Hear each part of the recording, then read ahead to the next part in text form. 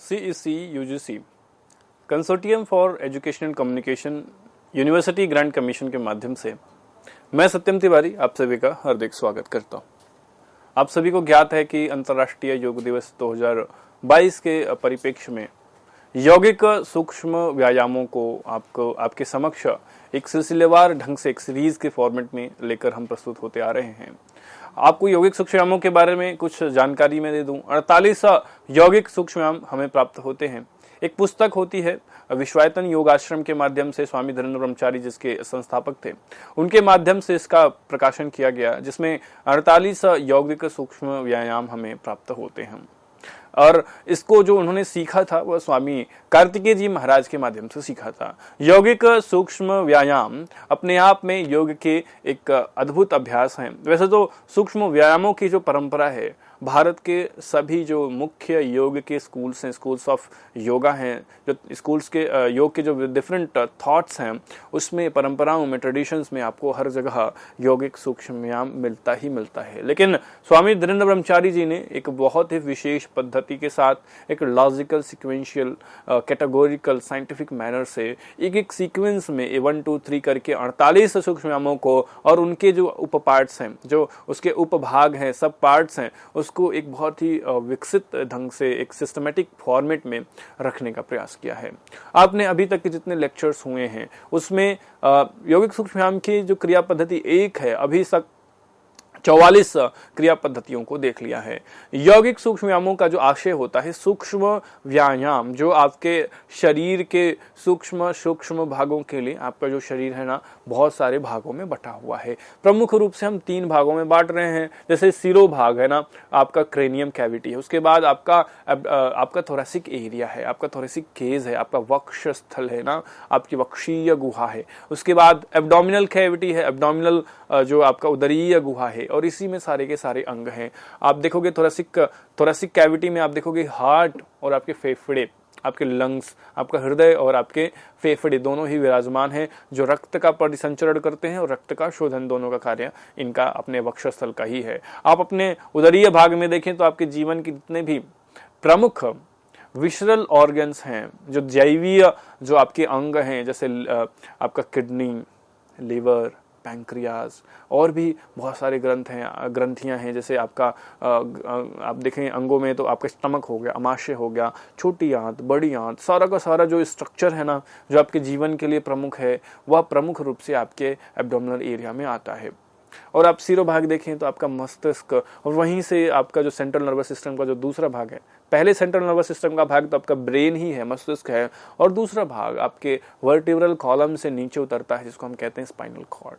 तो आपका central nervous system, आपका पूरा का पूरा कार्डियोपल्मोनरी सिस्टम, आपका enteric system, excretory system, reproductive system, everything is confined in these 3 areas. उसके साथ ही आपके जो एक्सट्रीमिटीज हैं, आपके अंग उपांग हैं, आपके जो अंग हैं, अपर एक्सट्रीमिटी है, जिसमें 2 हाथ आते हैं ना, हाथों में भी आपके आर्म हो गए, 4 आर्म हो गए, कार्पल्स हो गए, फेलेंजेस हो गए, डिजिट्स हो गई। इस प्रकार से आप पैरों में भी देखेंगे तो आपके बहुत जो बोन्स है, फीमर जो बोन है, आपके शरीर की सबसे लंबी हड्डी है। उसके बाद आपका नी जॉइंट आता है, फिर टिबिया, फिबुला, फिर आपके मेटाकार्पल्स, मेटाटार्सल्स, इस प्रकार से पूरा का पूरा आपके पैरों का स्ट्रक्चर है। तो अपर एक्सट्रीमिटी और लोअर एक्सट्रीमिटी और शरीर के 3 भागों के तो सूक्ष्म व्यायाम शरीर के प्रत्येक अंग, प्रत्यंग, प्रत्येक ज्वाइंट, प्रत्येक बॉडी का मूवमेंट, प्रत्येक अंग के लिए कहीं ना कहीं एक अभ्यास जरूर ही रखता है, और उन्हीं अंगों के नाम से इनका नामकरण पड़ा हुआ है। ग्रीवा शक्ति विकासक ग्रीवा के लिए, उदर शक्ति विकासक उदर के लिए, है ना, बुद्धि तथा धृति शक्ति विकासक बुद्धि को बढ़ाने के लिए। तो सूक्ष्म व्यायाम का जो आशय हमने समझा है वो ये समझा है कि शरीर के प्रत्येक सूक्ष्म भागों के लिए है। और दूसरा जो आशय यह निकलता है, इसके साथ ही निकलता है शरीर के सूक्ष्म अवयवों के लिए, उसके साथ ही एक और अर्थ इसका निकलेगा जो कंबाइंड हो जाएगा, जो उसके साथ यौगिक रूप से आएगा, वह है कि सूक्ष्म शरीर के लिए जो अभ्यास होते हैं, तो शरीर के सूक्ष्म अवयवों के लिए और सूक्ष्म शरीर के लिए जो अभ्यास होते हैं उसको हम यौगिक सूक्ष्म व्यायाम कहते हैं। तो हमारे यौगिक दर्शन में, यौगिक फिलोसॉफी में आप जाकर देखेंगे तो बस ये जो शरीर आप देख रहे हैं ना, अभी हार्ड मास का जो शरीर है आप अपने सामने देख रहे हैं, अपना शरीर ही स्वयं देखें, यही आपके पास नहीं है।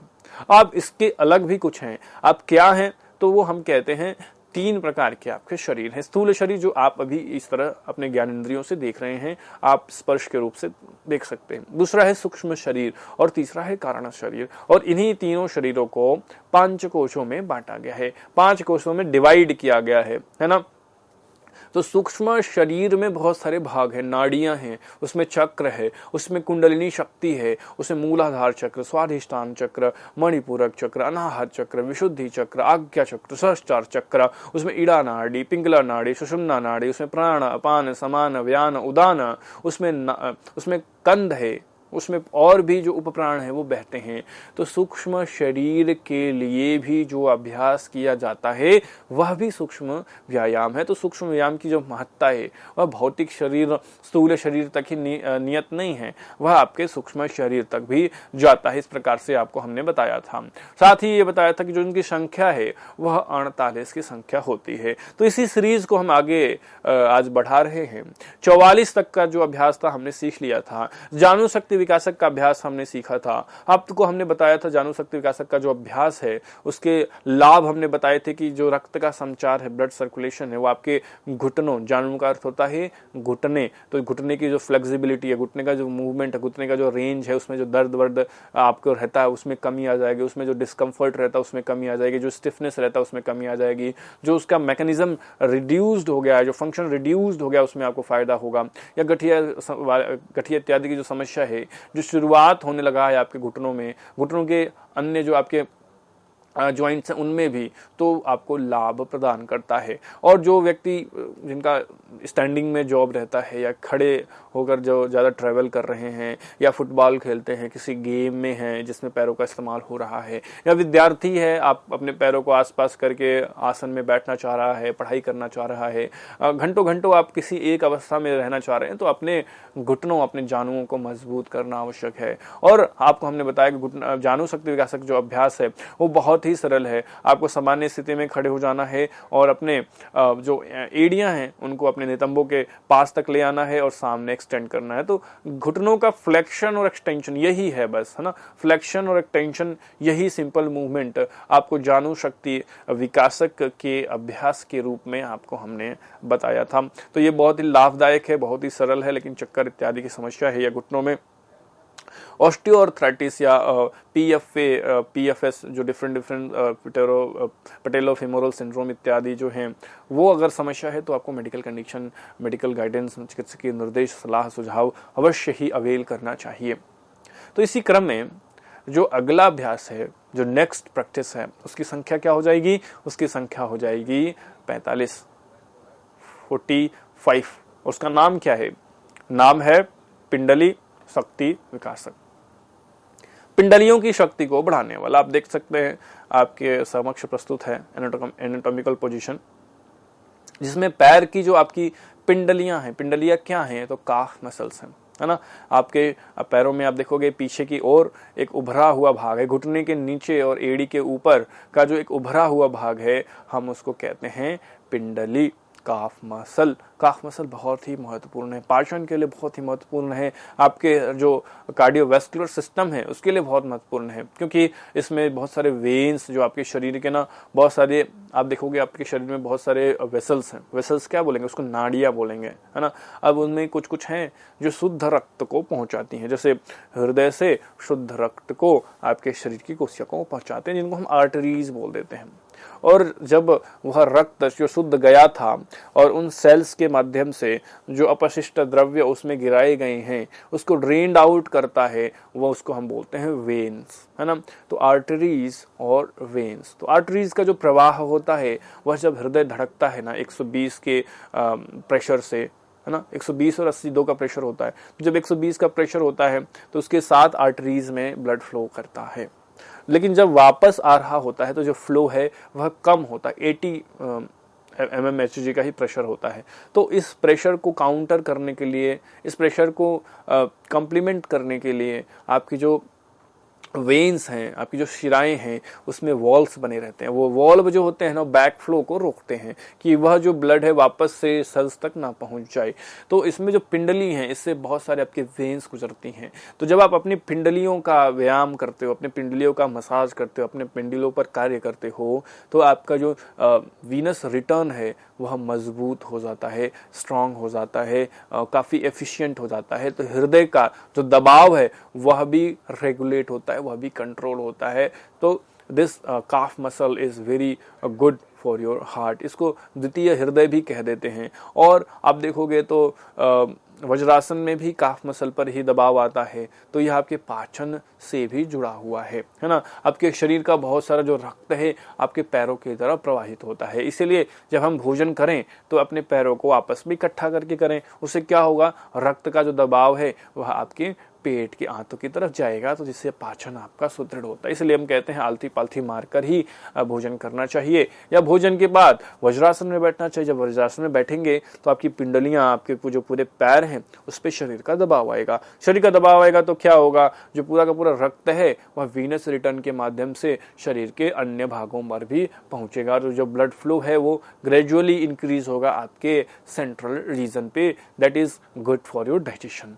तो पिंडली शक्ति विकासक से नाम से आप समझ सकते हैं, जो पिंडली शब्द है वह यहाँ पर काफ मसल को डिनोट करती है, और जो शक्ति शब्द है वह उसके फंक्शन, उसके एबिलिटी, उसके इंड्योरेंस, उसके मूवमेंट, उसके मैनेजमेंट, रिहेबिलिटेशन को डिनोट करता है, उसको प्रदर्शित करता है। तो जब आप पिंडली शक्ति विकासक का अभ्यास करेंगे, जो पिंडलियां हैं वह पुष्ट हो जाएंगी। लोगों की जो पिंडलियां, जो काफ मसल हैं, बहुत ज़्यादा स्टिफ हैं, उसमें बहुत ज़्यादा खिंचाव तनाव आ जाता है। और इसके साथ ही इसमें बहुत सारी नाड़ियाँ प्रदर्शित हो रही हैं, अपान वायु भी आपके पैरों तक जाता है। तो जब आप इसको कंट्रोल करेंगे ना, तो ब्रह्मचर्य की भी पुष्टि होती है।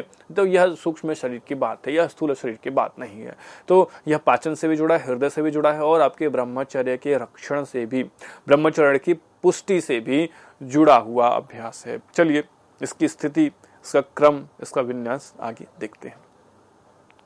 स्थिति क्या होगी, तो स्थिति आप सभी को ऑलरेडी पता है कि पैरों को आपस में मिलाकर सिर से विभाग को बिल्कुल सीधा रखें। मुट्ठी बांध कर ग्रीवा को साम्यावस्था में रखकर खड़े हो जाना है। तो इस प्रकार से देख सकते हैं, दोनों हाथों से मुट्ठी बनाया और श्वास भरते हुए धीरे धीरे दोनों हाथों को वक्षस्थल के सामने समानांतर फैलाकर नीचे बैठ जाना है। उसके बाद अब ध्यान रखना है कि जो एड़ी है ना, वो पृथ्वी से सटी रहे, नहीं तो आपका जो खिंचाव है वो पैरों पर आ जाएगा, आपके पिंडलियों पर नहीं आएगा। एड़ी को उठाकर नहीं रखना है। जब आप नीचे बैठे इस प्रकार से श्वास भरते हुए जब नीचे बैठे, तो एड़ियां आपकी ऊपर नहीं उठी होनी चाहिए, एड़ियां भी जमीन पर उठी होनी चाहिए। जब एड़ियां जमीन पर बैठा कर रखोगे तो आप देखेंगे आपका जो नितंब है वह ऊपर आ गया है, और उसका जो बल है आपकी पिंडलियों पर आ गया है। पिंडलियों पर बल आना चाहिए, पिंडलियों पे बल आना चाहिए, क्योंकि ये अभ्यास ही पिंडलियों का अभ्यास है, पिंडली शक्ति विकासक का अभ्यास है। तो अब पैरों में कोई चोट चपेट है, आर्थराइटिस है, रूमेटॉइड आर्थराइटिस से घुटने बहुत ज़्यादा पेन रहता है, स्वेलिंग है, नंबनेस है, टिकलिंग सेशन है, रेडनेस है, वॉर्मनेस है, लिम्फेटिक बहुत ज़्यादा उसमें हाथी पाँव की समस्या, फाइलेरियासिस की समस्या है, या कोई इंजरी हुई है, हेयरलाइन फ्रैक्चर हुआ है, तो अभ्यास को नहीं करना है। चिकित्सकीय निर्देश आपके लिए वांछनीय है, चिकित्सकीय निर्देश में ही करें। जो स्वस्थ व्यक्ति है, जो जिनको हल्का फुल्का समस्या है, घुटने की समस्या है, वह यह अभ्यास कर सकते हैं। सीवियर मेडिकल कंडीशंस पे ये अभ्यास आपको नहीं करने हैं, इसका ध्यान आप अवश्य रखिए। तो श्वास भरते हुए नीचे जब बैठेंगे तो ध्यान रखिए आपकी जो एड़ियां हैं, आपकी जो हील्स हैं, वह जमीन से लगी हुई होनी चाहिए। पूरा का पूरा पैर आपके जमीन से लगा होना चाहिए, और सारा का सारा जो बल है आपके काफ मसल पर आएगा। दोनों घुटनों को आगे से पास में रखने का भी प्रयास आपको करना है।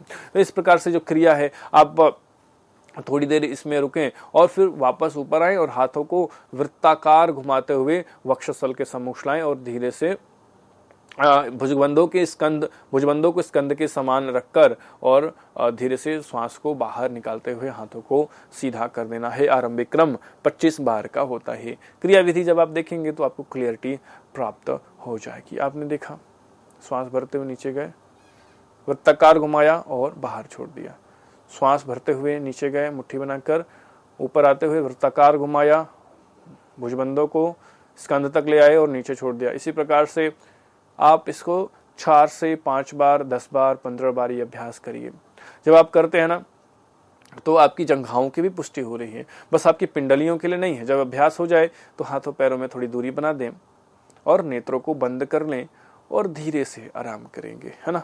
तो इस प्रकार से आपने देखा है कि जब आप इसका अभ्यास करते हैं तो आपके बस पिंडलियों पर, बस काफ मसल्स पर ही दबाव नहीं आता है, ये आपके पाद मूल, जो आपके पैरों का तलवा है, उस पर भी प्रभाव डाल रहा है, आपके जो थाइज हैं उस पर भी प्रभाव डाल रहा है, आपके घुटनों पर भी प्रभाव डाल रहा है ना, आपके कमर पर भी प्रभाव डाल रहा है, आपके पूरे के पूरे कंधों को भी गोल गोल घुमा रहा है तो उस पर भी प्रभाव डाल रहा है। तो आप देख सकते हैं पिंडली शक्ति विकास का मात्र पिंडलियों के लिए नहीं है, इसके बहुआयामी अभ्यास, बहुआयामी इसका अनुप्रयोग है। तो इसका अभ्यास आप करेंगे तो अवश्य रूप से बहुत सारे लाभ, बहुत सारे अनुक्रियाएं आपके सम्मुख प्रस्तुत होंगी। तो आशा करते हैं ये अभ्यास जो है कर रहे हैं आपको समझ आ रहा होगा, है ना। और चिकित्सकीय निर्देश में इस अवश्य आप रहें, कोई मेडिकल कंडीशन क्योंकि रहती ही है, लोगों को घुटने की समस्या रहती है, तो जोश में आपको होश नहीं खोना है ना। यहाँ पर जो भी सिखाया जा रहा है आपके नॉलेज के लिए सिखाया जा रहा है, आपको एजुकेट करने के लिए सिखाया जा रहा है। यहाँ पर हम योगा एजुकेशन कर रहे हैं,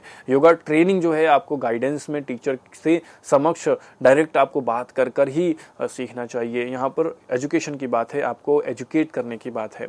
तो पिंडली शक्ति विकास का अभ्यास जो है सामान्य व्यक्ति कर सकते हैं जिनको कोई मेडिकल कंडीशन नहीं है। बाकी के लोग जो मेडिकल कंडीशन रखते हैं वो चिकित्सक के निर्देश अवश्य करें। और अभ्यास करते हुए कभी भी कहीं भी खिंचाव तनाव लगे तो अभ्यास को आप वहीं पर स्टॉप कर सकते हैं, वहीं पर रोक सकते हैं और आराम कर सकते हैं ना। और बहुत धीरे से अभ्यास करना है, बहुत झटके के साथ नहीं करना। हाइपरटेंशन वाले अगर कर रहे हैं तो श्वास को ना रोकेंगे, है ना, इनहेल एक्सहेल के साथ इसका अभ्यास करेंगे।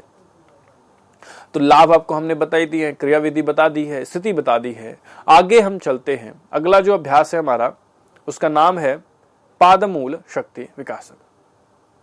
पाद मूल शक्ति विकासक, पाद का जो अर्थ है संस्कृत में वह पैर होता, मूल का अर्थ है उसका बिल्कुल बिल्कुल शुरुआती भाग, है ना, बिल्कुल उसका जड़, उसका फाउंडेशन। और शक्ति का अर्थ आप समझते ही हैं, शक्ति का जो अर्थ है वो उसके स्ट्रक्चर, उसके स्ट्रेंथ, उसके बिल्ट, और विकासक का अर्थ है इम्प्रूव करने वाला। तो आपके समक्ष जो चित्र प्रस्तुत है आप उसमें अपने पैरों को देख सकते हैं, पैर, पाद, मूल जो उसका तलवा है, तो उसमें भी डोर्सल भाग और जो वेंट्रल भाग है, दोनों भागों को, ऊपर वाला भाग, नीचे वाला भाग आप देख सकते हैं, पूरा का पूरा मूल ही है। तो विशेष रूप से हम नीचे वाले तलवे को हम मूल कहते हैं, लेकिन आप संपूर्ण पैरों को ही पाद मूल कह सकते हैं, क्योंकि मसल्स जो है वो आपस में इंटैक्ट रहती हैं, आपस में जुड़ी हुई रहती हैं। तो ये जो 46 नंबर का अभ्यास है, टोटल जो अभ्यास हमारे हैं 48 हैं, 48 है, जिसमें से हम 46 नंबर का जो अभ्यास है वो यहाँ पर सीख रहे हैं। तो पाद मूल शक्ति विकासक का जो अभ्यास है वह बहुत ही महत्वपूर्ण है। आपने देखा होगा बहुत सारे लोगों के पैरों में आर्क रहता है, वह अपने पैर जो है बिल्कुल सीधे नहीं रख सकते, और बहुत सारे लोगों के जो नीज हैं वो नॉक नी होते हैं, घुटने मुड़े रहते हैं, और भी बहुत सारी कंडीशंस होती हैं, पैर टेढ़े होते हैं, या उनकी मस्कुलर डिफॉर्मिटी होती है, या हम कई बार गलत हमारा पोस्चर ही होता है। आप अगर अपने फुटवेयर को देखें, जो भी आप फुटवेयर ग्रहण करते हैं वो कोई स्लीपर हो सकती है, शू हो सकता है, आप उसको देखिए एक बार, आप देखेंगे ना सामान्य रूप से जो आपका स्लीपर है या जो भी शू है, फुटवेयर है, उसमें कोई एक साइड बहुत ज़्यादा दबा होगा, बहुत ज़्यादा दबा होगा, है ना, उसका जो पूरा का पूरा जो कॉटन है या जो कपड़ा है वो फट गया होगा। कैसे फट गया है? क्योंकि आपने गलत प्रेशर दिया है उस पॉइंट पर, जो आप अपने शू में, अपने फुटवेयर में, स्लीपर्स में देख सकते हैं। तो उससे क्या प्राप्त हो रहा है, उससे क्या ज्ञान हमें प्राप्त हो रहा है? उससे ये ज्ञान प्राप्त हो रहा है कि आपका जो शरीर है वो बैलेंस्ड नहीं है, आपका जो वेट बियरिंग मैकेनिज्म है वो स्ट्रांग नहीं है, आप अपने वेट को अपने पैरों के चारों तरफ, अपने पूरे मूल पर, पाद मूल पर आप खड़े नहीं होते हो। इसलिए समय स्थिति इतनी आवश्यक है, इसलिए अपनी बॉडी की जो ग्रेविटी है, लाइन ऑफ ग्रेविटी, उसको खोजना अति आवश्यक है। धीरे धीरे, कोई एक दिन की समस्या नहीं बनेगी, ये आपको सालों साल, हफ्तों महीने, सालों साल लगेंगे। 10-15 साल में आप देखेंगे आपके पैर में डिफॉर्मिटी आ गई है, एंकल में पेन हो रहा है, पैरों में पेन हो रहा है, एड़ियों में पेन हो रहा है। तो ये सारी समस्याएं आपको नहीं आएंगी अगर आप पाद मूल शक्ति विकासक का अभ्यास कर रहे हो। बहुत सारी जो हमारी माताएं हैं, बहनें हैं, वो जो ऊंचे हील के जो चप्पल हैं या जो ऊंची एड़ियों वाले जो हील्स हैं, वो हील फुटवेयर्स हैं, उसका प्रयोग करते हैं, तो धीरे धीरे उनको भी पैरों में दर्द होने लगता है, पेन होने लगता है। तो भी अभ्यास अगर आप इसको करेंगे, पादमूल शक्ति विकासक अभ्यास करेंगे, तो उस दर्द से आपको निजात मिलेगा। आप अपने पैरों को स्ट्रांग बना, वैसे तो पहनना नहीं चाहिए, रिकमेंडेड नहीं है मेडिकली, लेकिन अगर आप पहनना चाह ही रहे हैं तो इसका अभ्यास अवश्य ही करिए, है ना। अवश्य ही आपको इसका अभ्यास, पादमूल शक्ति विकासक का अभ्यास करना चाहिए, जिससे जो पैर की जो मसल्स हैं, जो आर्क है, वो हमेशा मेंटेन रहेगा और आपको आने वाले फ्यूचर में कोई समस्या नहीं होगी, आपको कोई मेडिकल कंडीशन नहीं आएगी। पूरा का पूरा बोन डेंसिटी और मस्कुलर जो स्केलेटल सिस्टम है वो आपका मजबूत रहेगा। जो आपका प्लेंटर फेसिया है, जो पूरा प्लेंटर रीजन है, वो आपका बहुत ही मजबूत, स्ट्रॉन्ग, इंटैक्ट, फ्लेक्सिबल बना रहेगा। तो पादमूल शक्ति विकासक का जो लाभ है वो आपने देख लिया है। पादमूल शक्ति विकासक की जो स्थिति और क्रिया है उसको हम देखने का प्रयास करते हैं। स्थिति हमारी सामान्य रहेगी, दोनों पैरों को, दोनों हाथों को हम मिलाकर ही खड़े होंगे, जो कि हमारा सम्य स्थिति का भाग होता है, और बिल्कुल सीधे में रखना है। अब यहाँ पर आपको ध्यान रखना चाहिए ना कि आपके जो शरीर का पूरा वेट है वो पैरों पर जा रहा है ना। हमने जो पहले आपको बताया कि जब आप अपने फुटवेयर को देखेंगे तो फुटवेयर में किसी एक भाग पर ज़्यादा वेट रहता है, या तो एड़ी आपकी धसी हुई है, या एड़ी का दूसरा भाग धसा हुआ है, या जो बड़ा वाला आपका जो पैर का अंगूठा है वहाँ पर दबाव बड़ा रहता है, या छोटी वाली उंगली के पास दबाव रहता है, या इस साइड दबाव रहता है, बाहर की साइड या अंदर की साइड दबाव रहता है। इस पूरे दबाव को आपको मेंटेन रखना है। आज से आप संकल्प लें कि आप जब भी खड़े होंगे, जब भी बैठे होंगे, तो अपने पैरों को बहुत ही आराम से पूरा का पूरा स्थिर करके, पूरा बेस ऑफ सपोर्ट है, जो पैरों का जो बेस है, सपोर्ट है, जो कांटेक्ट है, उसको बहुत ही स्टेबल, बहुत ही जेंटल और इक्वली डिस्पर्स करेंगे। अपने शरीर का जो भाग है पैरों के चारों तरफ इक्वली, जितने भी कॉन्टेक्ट्स हैं, बहुत कम पॉइंट्स हैं जिस पे कॉन्टेक्ट रहता है, उस पर इक्वल उसको हम वेट को डिस्पर्स करेंगे। ये बहुत ही आवश्यक है पाद के मूल की शक्ति को मेंटेन रखने के लिए। तो ये स्थिति हो गई। क्रिया को आइए हम आगे देखते हैं। क्रिया क में क्या होगा, इसके भी दो भाग हैं, इसके क्रिया क और क्रिया ख। तो शरीर का सारा भाग है ना, जो पंजों पर रखते हुए स्प्रिंग की भांति शरीर को ऊपर और नीचे मूव करना है। तो एड़ियां उठेंगे, पंजे रहेंगे। ताड़ासन आपने अगर कभी किया है तो आप इसका अभ्यास जानते हैं। तो इसमें मूवमेंट होती है। ताड़ासन में क्या होती है, स्थिति होती है। इसमें हम मूव करते हैं पैरों को, घुटनों, आपकी जो एड़ियां है वो ऊपर और नीचे जाती है, पंजे आपके जमीन पर बने रहते हैं। तो प्रारंभिक क्रम क्या है, प्रारंभिक क्रम 25 बार है, 25 टाइम्स। तो शरीर का पूरा भाग पंजों पर रखते हुए स्प्रिंग की भांति शरीर को ऊपर और नीचे ले जाना है। पंजे आपके भूमि पर लगे रहेंगे। अब इसका अभ्यास करोगे तो देखोगे बहुत सारे परिवर्तन आपके पैरों पर आ रहे हैं।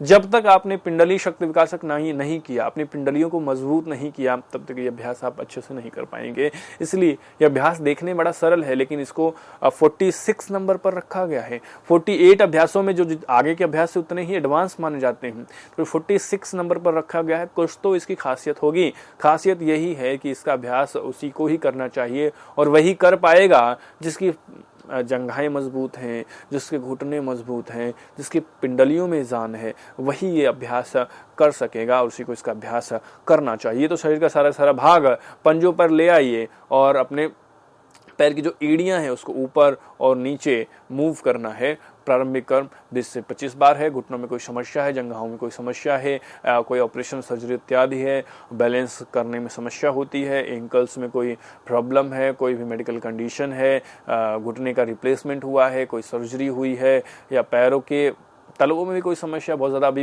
रिकरेंट पेन है, तो अभ्यास नहीं करेंगे। सामान्य अवस्था में अभ्यास करेंगे। प्रॉब्लम्स हैं, मेडिकल कंडीशन है, तो चिकित्सकीय निर्देश वांछनीय हमेशा रहता ही रहता है। तो चलिए क्रियाविधि को आप चलचित्र के माध्यम से देख लीजिए। अपने पैरों को मिला लिया है और अपने एड़ियों को ऊपर और नीचे मूव कर रहे हैं, धीरे धीरे मूव करेंगे। अब इसी का जो क्रिया ख है ना, वो बहुत ही थोड़ा सा एडवांस हो जाएगा, उसको आपको यहाँ पर समझने का प्रयास करना चाहिए। तो क्रिया क में क्या किया, पैरों को आपस में मिलाया और एड़ियों को धीरे से मूव कर रहे थे, अप डाउन कर रहे थे, स्प्रिंगिंग कर रहे थे ना। अपने जो पैर की एड़ियां हैं उसको अप एंड डाउन कर रहे थे। डाउन करते हुए याद हमेशा रखना है, जो पैर की एड़ियां हैं वह भूमि को स्पर्श ना करे, क्योंकि जब भूमि पर स्पर्श कर लेंगी तो जो उनका दबाव था वह भूमि को स्थानांतरित हो जाएगा। वह हमें यहाँ पर नहीं करना है। जब हम नीचे जाएं तो almost tends to zero, almost approach होगा, क्लोजेस्ट अप्रोच होगा, भूमि को स्पर्श नहीं करना है, ऑलमोस्ट भूमि तक जाना है और फिर पुनः ऊपर तक आ जाना है, लेकिन पंजे जो हैं वह जमीन पर ही लगे रहेंगे। यह पादमूल शक्ति विकासक का क भाग था। ख भाग में आप देखेंगे जो उसका पार्ट बी है उसमें आप पंजों को भी ऊपर उठाते हैं, तो जब एड़ी उठ रही है तो उसके साथ पंजों को भी कूदाएंगे, ऊपर उठेंगे, है ना। तो इसका चलचित्र आप इसी में देखिए, इसी से इसको समझने का प्रयास कीजिए। जब आप ऊपर जाएं तो आपके पंजे भी उठें, एड़ी तो उठ ही रही है। तो इस प्रकार से क्रिया क और क्रिया ख दोनों का आपका ये अभ्यास जो होता है उसको हम अनुप्रयोग करते हैं। तो पंजों के बाद पंजों के बल शरीर को सीधा उठाना है और जितना ऊंचा कूद सकें, है ना, अपने पंजों के बल पर कूदना है हमें, है ना। लेकिन यह अभ्यास काफी एडवांस हो जाता है, जिसमें जर्क है, इसमें मूवमेंट है, तो कार्डियोवैस्कुलर की समस्या लिए हैं उनको नहीं करना है। ऑस्टियोआर्थराइटिस, रूमेटॉइड आर्थराइटिस है, इंजरी है, ग्वाइनल हर्निया, बहुत बार मैं ये समस्याएं बताता रहता हूं क्योंकि लोग कई बार भूल जाते हैं और वो देखकर सीधे अभ्यास करने उतर जाते हैं। तो ये जितने अभ्यास हम यहाँ पर सीख रहे हैं वो आपके एजुकेशनल पर्पज के लिए है, और सामान्य रूप से अगर आप स्वस्थ हैं तो अभ्यास कर भी सकते हैं, लेकिन मेडिकल कंडीशन में अभ्यास आपको नहीं करना चाहिए। तो आपने देख लिया है, 2 अभ्यास और हैं, हम 1 मिनट से 2 मिनट में इसको हम समअप करते हैं। जो 47 नंबर का अभ्यास है उसका नाम है गुल्फ पाद पृष्ठपाद तल शक्ति विकासक।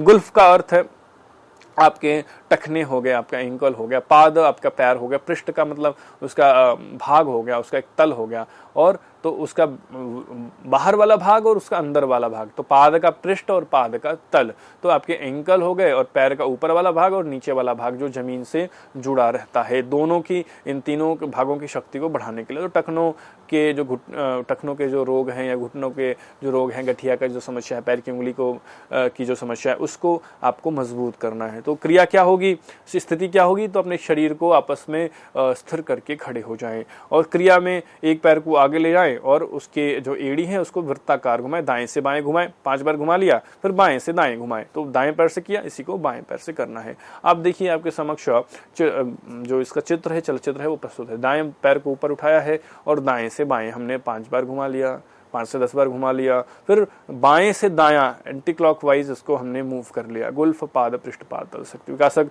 दाएं पैर से कर लिया, तो बाएं पैर से इसका अभ्यास हम कर लेंगे। तो फिर बाएं पैर से भी सेम उसी डायरेक्शन में क्लॉकवाइज, फिर एंटी क्लॉकवाइज। तो आपके घुटनों में और नीचे जो टखने हैं उसमें बहुत बार समस्याएं होती हैं, स्टिफनेस आ जाता है, उसकी मैकेनिक्स नहीं हो पा रही है, उसमें दर्द रहता है। तो ये अभ्यास बहुत ही अच्छा है। जो जीरियाट्रिक पॉपुलेशन, जो 50+ एज के लोग हैं, 60+ एज के लोग हैं, वो अभ्यास अवश्य ही करें। आपके घुटनों के दर्द में, टखनों के दर्द में ये बहुत ही आवश्यक अभ्यास है। एक अभ्यास है जो अंतिम अभ्यास है, यौगिक सूक्ष्म का जो अंतिम अभ्यास है, पादांगुली शक्ति विकासक, पैर की उंगलियों की शक्ति को बढ़ाने के लिए है। तो जो इतने एडवांस प्रैक्टिशनर्स, एडवांस साधक हैं, जो नर्तक इत्यादि हैं, जो शरीर को कलाबाजियां से जोड़कर रखते हैं, उनके लिए बड़ा अभ्यास है। तो पैरों और पैर की उंगलियों के लिए बहुत अच्छा है। विकृत पैर की उंगलियों को सुधार करता है। दौड़ने के जो रुचि वाले लोग हैं उनके लिए अच्छा है। जो पहाड़ी क्षेत्रों में हाइकिंग इत्यादि के लिए जाते हैं या वहां पर रहते हैं, जिनको पैरों को बहुत ज्यादा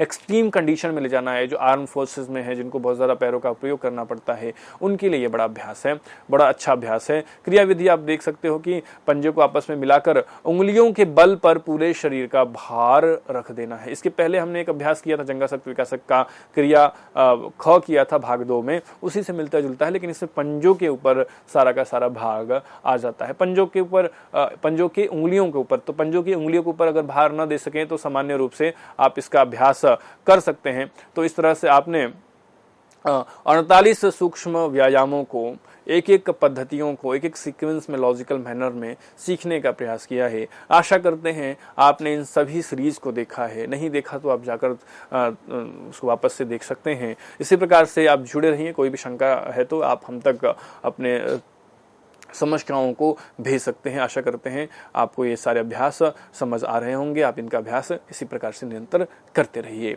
नमस्ते, हरिओम।